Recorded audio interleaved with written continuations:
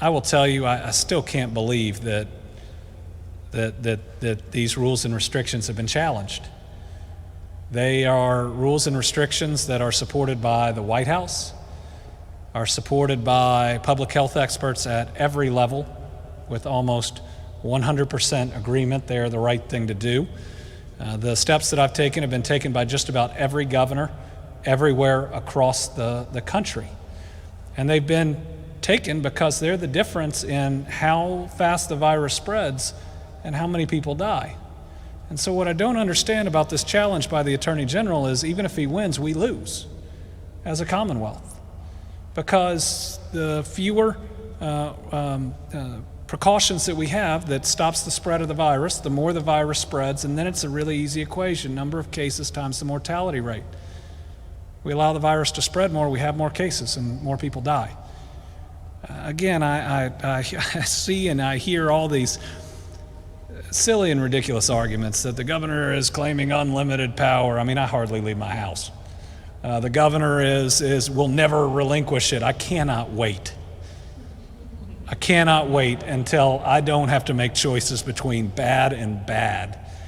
I cannot wait until we can get back to an old normal. I have not hugged my parents since March the 6th. And so I worry that politics and political theater seem to be controlling decisions that could have massive ramifications. But I believe that Latasha Buckner did a great job conveying the importance of it, and the fact that this would leave us with no tools to respond. I mean, we would have fewer tools than any other state in the country. And the argument that the legislature was intended to respond to emergencies, we had a constitution originally where they only met every other year. And I think we can all agree that having a special session where 130-something people somehow collectively come up with decisions you got to make almost immediately to stop a virus just wouldn't be effective. And I got to tell you, I was elected. I believe I was supposed to be here for a reason, and so I've done what it takes. But if somebody wants to stand in this spot or sit in that chair during a crisis like this, it comes with more burden than I think they understand. But I think the law is clear. I think it's both a constitutional power where the governor is supposed to respond. It's the one branch of government that can. And there's a whole chapter of statutes that the legislature passed.